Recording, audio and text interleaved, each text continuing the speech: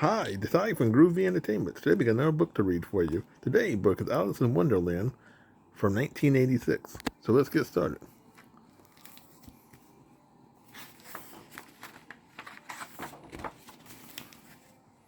It was a very hot summer day. Not a cloud was to be seen up in the sky, and bees was buzzing everywhere. I'm so hot, Alice said, lifting up her long hair. We can rest for a while if you want, her sister offered, and they shelter from the sun under the shade of a big tree. Alice climbed up to the biggest branch and comfortably sat there while her sister reclined against the trunk.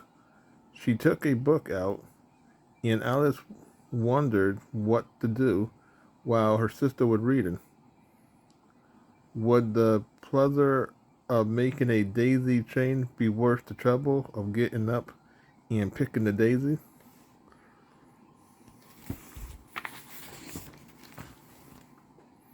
Suddenly, a white rabbit with pink eyes ran by quite close to her. She never seen anything quite like it. The rabbit actually wore a waistcoat and a red jacket. Oh dear, I shall be too late, the rabbit said to himself. Wait for me, Alice called as she jumped down from the branch. I'm terribly late, the rabbit said, and he didn't even stop to look at Alice. He carried a very big watch that he took out of his waistcoat pocket. Alice ran across the field after the rabbit. Where are we going? She shouted, but the rabbit didn't answer.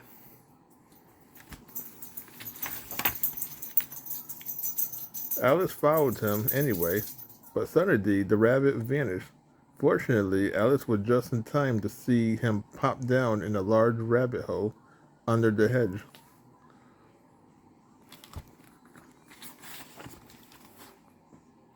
A moment later, Alice had jumped down into the hole. She never thought about how she would get out again. Her dress puffed up like a balloon, and she fell and fell. Either the well was very deep, or she was falling very slowly. She had lots of time to see what was around her and to wonder what was going to happen next. After a long time, she finally reached the bottom.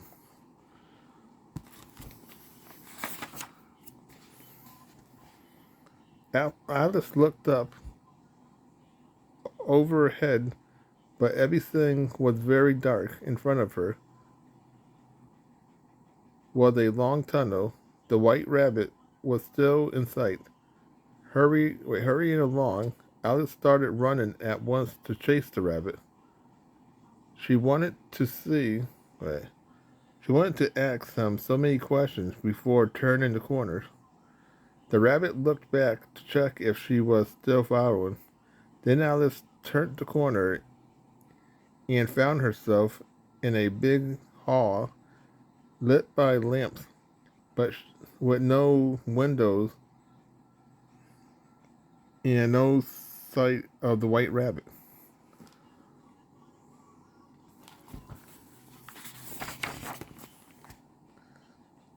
Alice examined the hall carefully, and during her investigation, she came up on a large curtain. Behind it was a little wooden door painted blue. She knocked, but no one opened it. Little rabbit, will you open the door? She pleaded. She heard the white rabbit mutter, I don't have time, I'm late. Then she noticed that there was a tiny lock to the door. She tried looking through the lock, and she saw the loveliest garden you could ever dream about.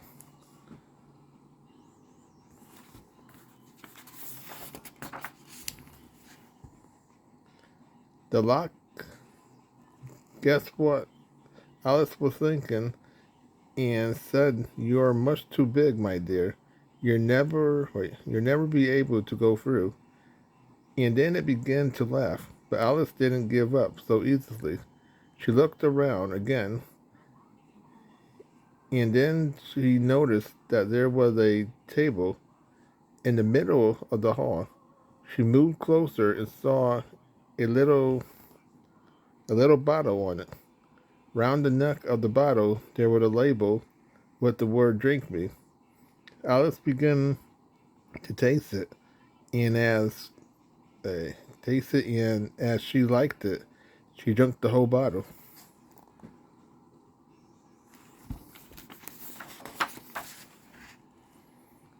What a strange feeling, Alice said, and she noticed that she had become so tiny that she was now smaller than the bottle. The table looked gigantic. How would she manage to get down? Then she noticed that now she would be able to go through the little door.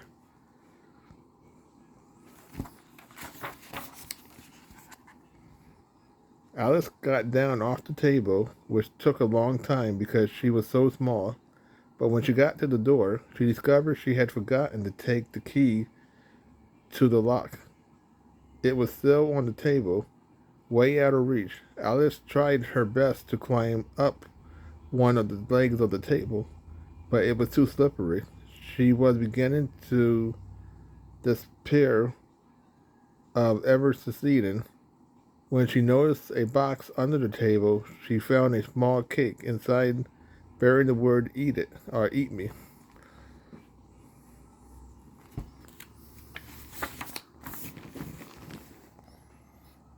The cake tasted rather good, but when Alice looked at her hand, she saw them getting bigger and bigger. "Goodbye, feet," she said, as her feet seemed to move farther and farther away from her. The hall looked small and the ceiling very close. "Oh dear, I'm so big now that I'll never be able to get into the garden," she said. Alice had turned into a giant.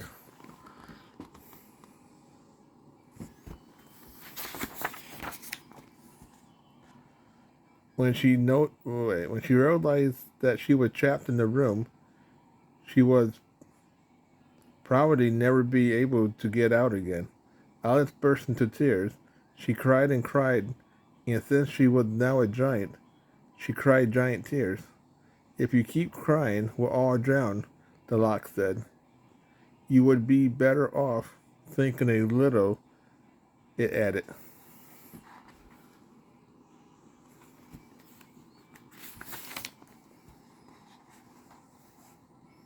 Alice listened to this good advice and looked around. She found that there was a little found there was a fruit drop left in the bottle she drank.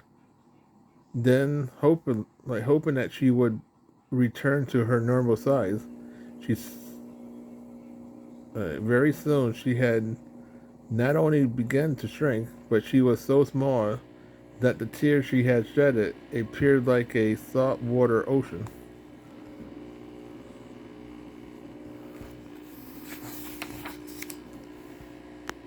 "I wish I hadn't cried so much," said Alice, as she began swimming toward the little door. She was so small now that she was like a tiny insect on the surface of the water. Fortunately, she had learnt to swim, and she managed to reach the door.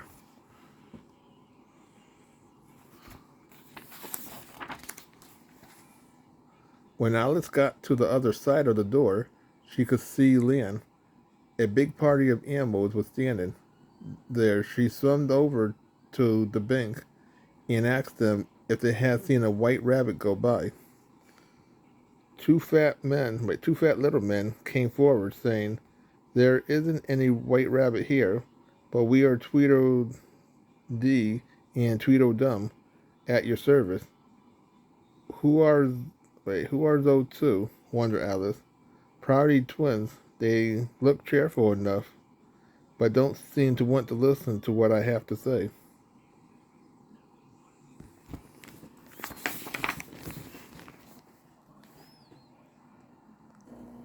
All they cared about was talking and bragging. "Should we tell her a story or a poem?" Tweedledee asked. "Let's have a poem. I'm sure she'll be delighted to hear our poem." Tweedledum decided. Alice was rather bored, but she didn't know how to get away from them. The Waters in the Carpenter, a poem written by Tweedledee and Tweedledum, and by Tweedledum and Tweedledee, announced the twins. Speaking together, I don't think I'll understand much if you talk at the same time, Alice said. How would you expect us to tell a story if you interrupt all the time? Tweedledee and Tweedledum answered. Besides, we both made it up, so we, after Lucy, must say it together. One had a low voice, while the other one had a very shriek voice, so there was soon a horrible noise.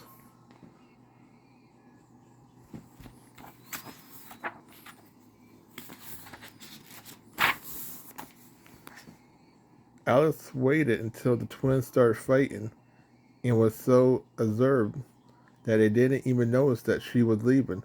She walked a while and then she saw a magnificent garden with pretty flowers and fountain. She felt happy and almost carefree. There was a house, the most charming house she had ever seen. Just in front of her, the shutter was open, and who was there? No one but the white rabbit. Wait for me, Alice shouted. Am I on time for the appointment? She asked.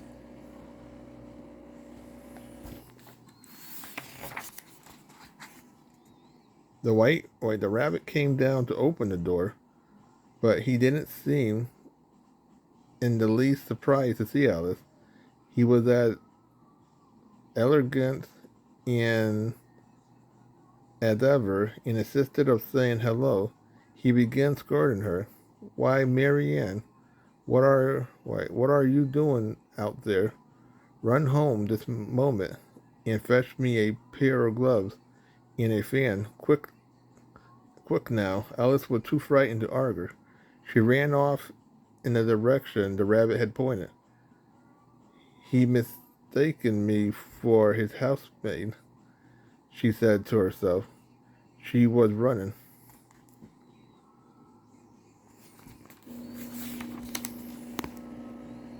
She found the rabbit bedroom.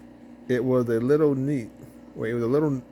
Wait, it was a neat little room with pictures of flowers and animals. She didn't have time to daydream very long because she heard the rabbit voice calling to her from down the stairs. My gloves, Marianne. I'll be late for my appointment. Oh, that rabbit isn't any fun. He keeps repeating the same things over and over again. Where did he put his gloves? Alice said to herself. But searching on the chest of the dresser instead of gloves, he found a box. Wait, found a box full of cookies. They looked very appetizing, so Alice took one and another one.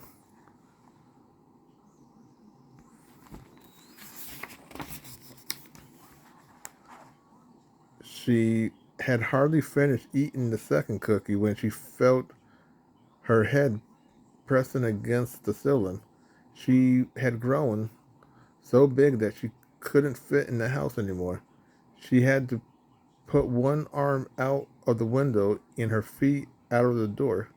The rabbit started yelling, A monster, there's a monster in my house, help.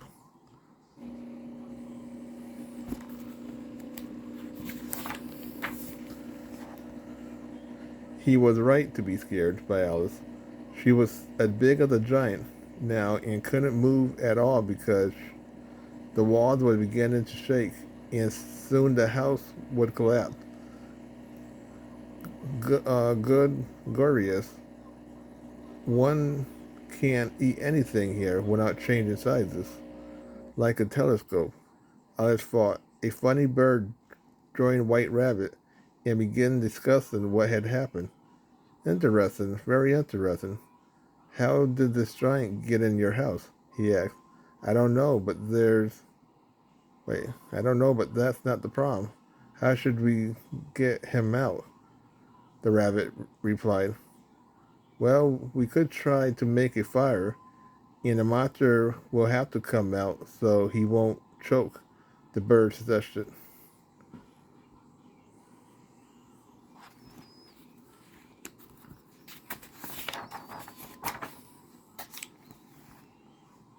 The rabbit couldn't make up his mind. Perhaps the monster would indeed come out, but how about the house? Would it survive? Meanwhile, Alice had managed to put her hand out, and with her fingers she felt some leaves.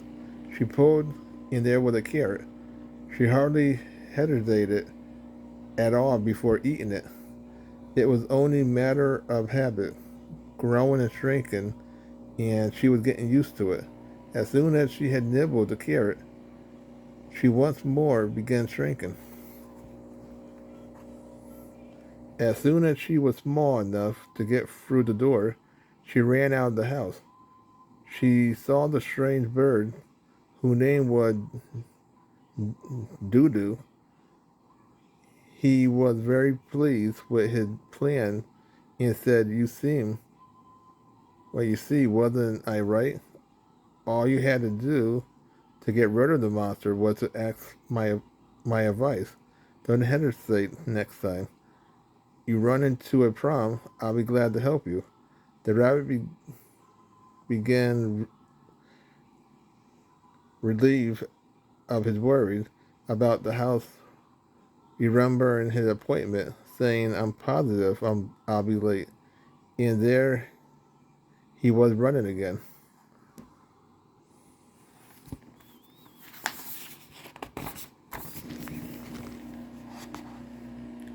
Alice started doing the same. It felt so good to be free again. Then an idea crossed her mind. The rabbit left without taking his gloves, and when he noticed, he'll probably be mad at Marianne since he thinks I am Marianne. He'll be mad at me. Alice decided that perhaps she should look for him and try to explain that she wasn't able to find the gloves and that she hadn't and that she wasn't a monster. She was so tiny now that the grass seemed like a gigantic forest. She headed in the direction where the rabbit had disappeared.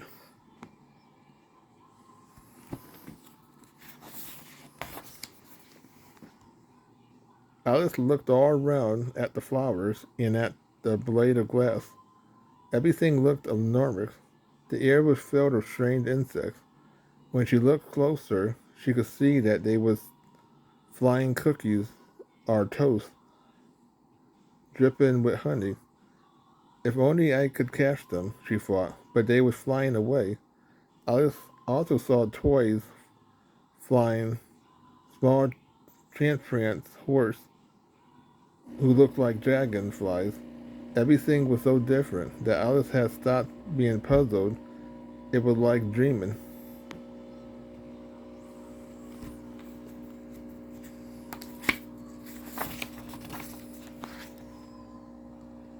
As she walked along, she bumped into a big mushroom. She stood on tippy toes and peeked over the edge of the mushroom. Her eye immediately met with those of a large caterpillar sitting on top of the mushroom, with its arm folded, quietly smoked a long.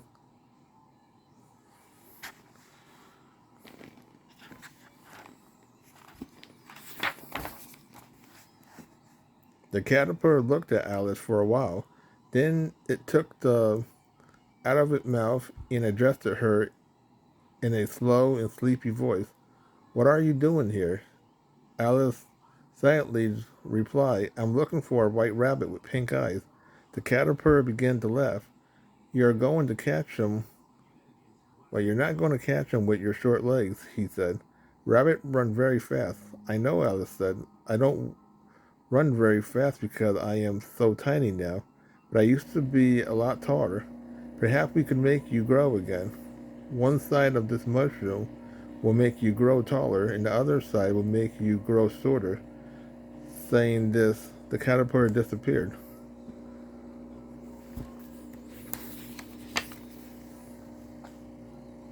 Alice looked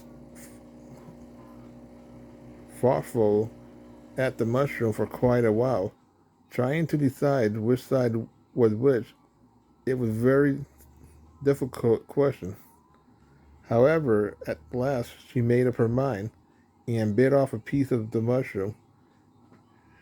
And now what will happen? She thought. She had an answer to her questions. Very soon, she grew so quickly that her head pushed through the top of the tree, and she was looking out over the top of the forest, frightening the birds.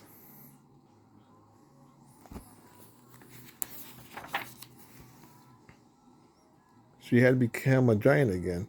She could hardly see her feet. Where had my soldiers disappeared to? And my hands. I can't even see them.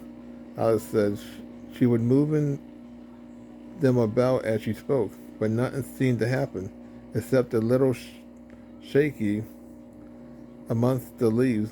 Even if I do find the white rabbit, he won't recognize me now. She realized a bird had confessed. Wait, a bird had confused her head with the top of a tree. He came to lay his eggs there. Be off. This isn't a place for your nest, Alice told him. The bird was rather puzzled by this talking tree.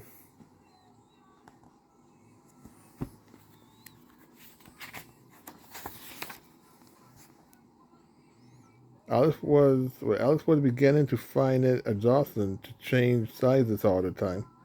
She had enough of being either a giant or the size of an ant. How puzzles are these changes are. I wish I could go back to my real size, she said, but I can. All I have to do is eat a very little more of the mushroom. She nibbled at the she nibbled at the bits of the mushroom she had kept and brought herself down to 9 inches high. She kept a piece just in case she would need it later.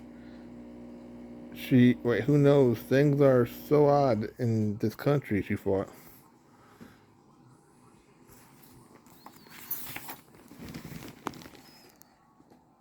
She was standing, noticing with pleasure that she was back to size of or ordinary little girl.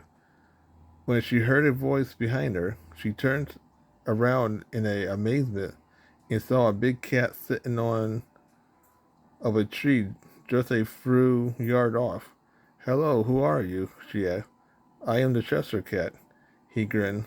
It looked like a good natural cat, but he had a lot of teeth, so I just thought it would be better to treat it with respect.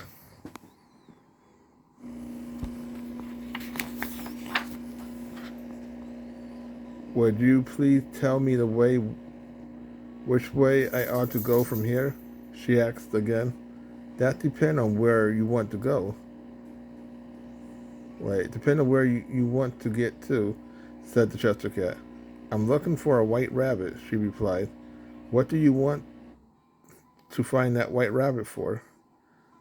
I'll take you to my friend, the march, to the marsh here, said the Chester cat. Alice followed him because she thought that a hare and a rabbit are almost cousins, so perhaps she would find the rabbit too. You also met a Mad Hatter. He lives with the marsh cat. We'll have tea together, the Chester cat explained.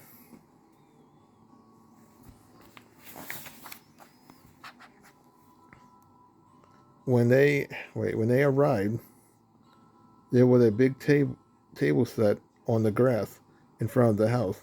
The marsh hare and the hatter was having tea at the table. There were several teacups and a large teapot filled with hot tea. The marsh hare was serving. The hare and hatter greeted her, asking, Is this your birthday? Alice was forced to say it wasn't, although she thought that they would be greatly disappointed. Never mind, we were just about to celebrate your non-birthday. My what? Alice asked. Your non-birthday. You only have one birthday, all the other are non-birthdays. So that gives us a little more opportunity to have fun and celebrate, the Hatter explained.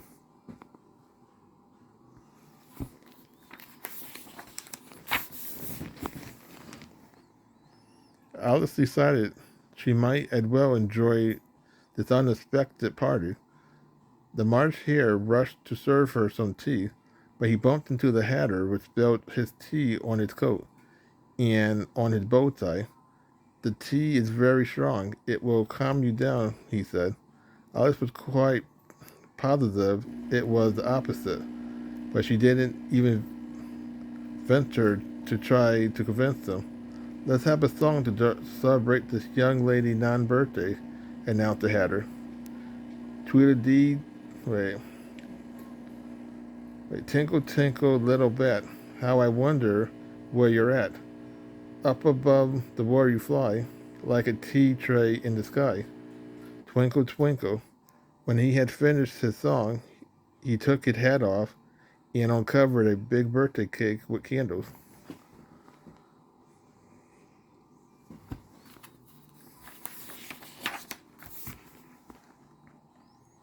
Boom! Suddenly the cake exploded, and Alice was covered with chocolate cream.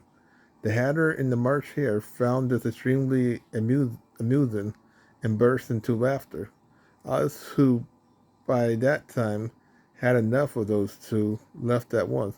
Unfortunately, it was not easy to know where to go. There were signs everywhere, saying this way, no that way, up here, over there. She was very confused.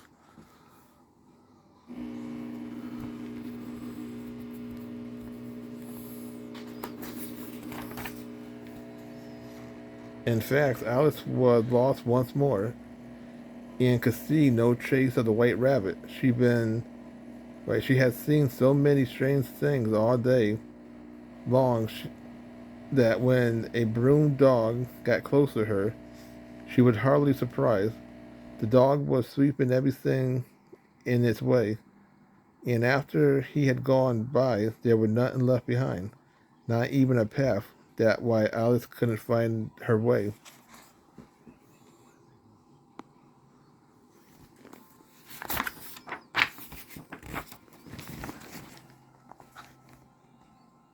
She heard someone laughing right next to her. When she looked up, she saw the Chester Cat in a tree. Are you lost again? He asked. Is that your favorite occupation? You are the one who got me lost, she protests. You took me to the Mad Hatter instead of showing me where the rabbit had gone. Alice was very cross. You're not very pleasant, but I am a good-natured cat, and I'll help you anyway, the Chester Cat replied. Follow me.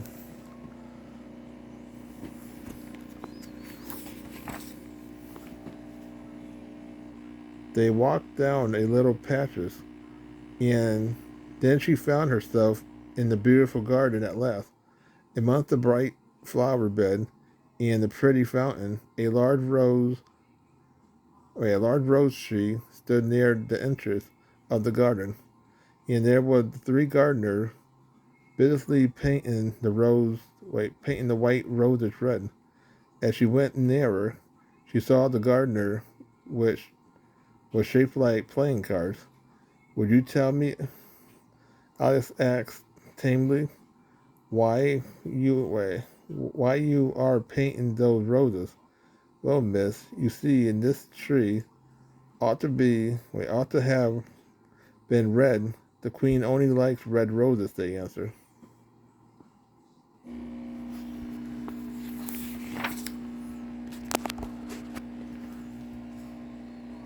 At that moment, one of the gardeners, who had been anxiously looking across the garden, called out, the queen, the queen.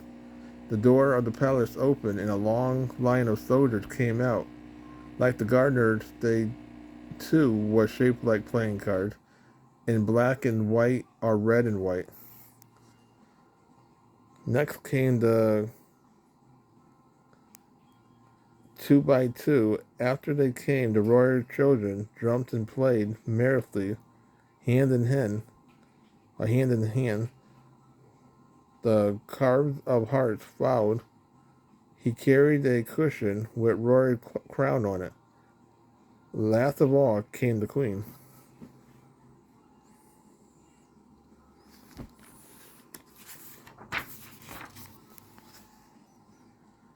When the Queen of Hearts was level with Alice, she stopped and looked at her. Who is this? She demanded to know. The Cards of Heart only bowed and smiled. My name is Alice, Your Majesty, said Alice very politely. I'm looking for a white rabbit. A white rabbit? Nonsense. Do you know how to play croquet? A little, Alice answered, wondering what the game would be like. In fact, she never seen just a curious croquet ground before.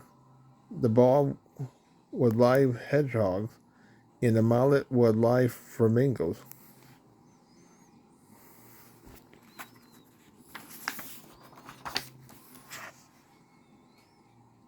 The started applauding. The queen seemed to enjoy the game tremendously. Very good, she occasionally said. Alice tried her best to please the queen, but it was rather difficult to play with live animals. Usually she managed to get the flamingo bodies tucked away, but when she was about to hit the hedgehog with the flamingo, with the flamingo head, it twisted itself around and started to look up at her face. The Chester cat, who hated the queen, suddenly jumped on her back and tied the bottom of her dress into the flamingo beak.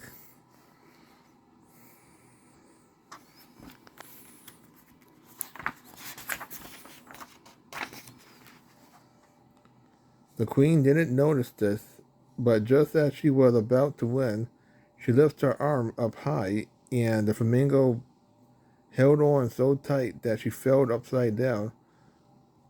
All that could be seen of the queen was two legs wiggling in the air. Everybody had a good laugh, even her husband, the little king, who followed her around so deviously.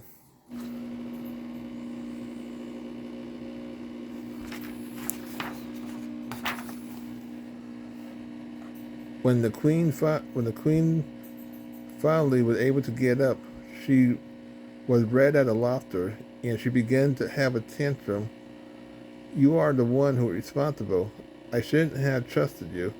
You are neither heart nor clubs nor spade, not to mention diamond. You don't belong here, she screamed at Alice. I didn't ask you to be here, and it isn't my fault, Alice began, but she was immediately interrupted by the queen. What's this? I'm the one who rules. I'm the one who rules here. Take her away and offer her head, the queen shouted. She must be tried first, the king timely said. The queen was astonished that he had dared to speak.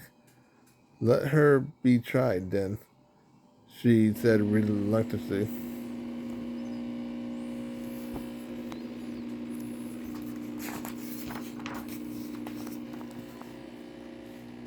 They all immediately went to the court. Alice was very impressed. The queen got up on a high throne and began addressing the audience. We are here to judge the scourge who is guilty of the crime of treason. She will have her head cut off. That's my sentence. When she finished, she sat down. But that's not a trial, the little king said. There must be witnesses, and the jurymen must decide what the sentence will be. Who is the queen here? Demanded her majesty. No one else dared to speak up for Alice.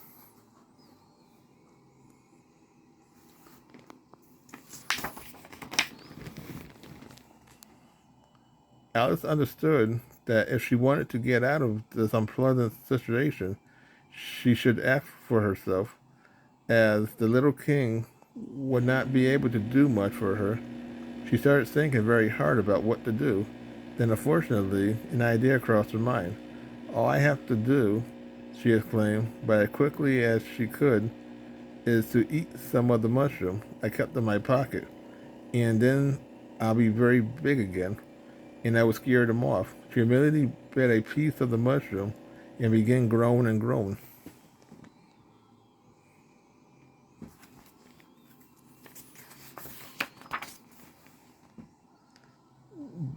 The whole gathered was panic-stricken when they saw that Alice was so big. Everyone rushed to the exit, and although the queen shouted off at her head, nobody listened to her anymore. Who cares for you? Alice said. You are nothing but a pack of cards. And with those words, she saw the pack rise up in the air and then fall down again.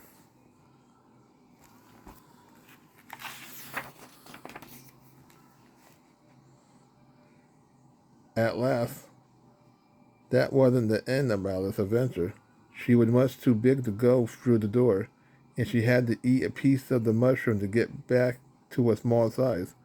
It was indeed perfect to go through the door, but her enemies, seeing her back to minimum size, started running after her.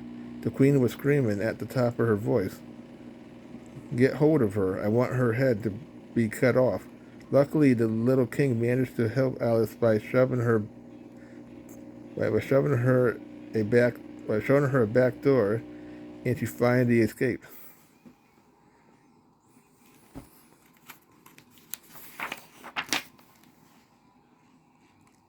Although she was safe at last, but in fact she was trapped in the maze, she could hear the pounding feet of the soldiers searching for her. How will I find the exit? She wondered. Alice felt like giving up everything and going to sleep. She closed her eyes.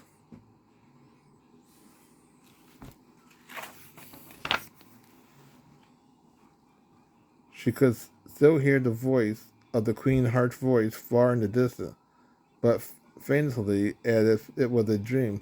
She found herself surrounded by clouds and heard the impression of seeing the Mad Hatter and the White Rabbit and the March Hare go by in the distance. She couldn't hear what they were saying anymore. She whispered in a sleepy voice, "White Rabbit, wait for me." Off with her head.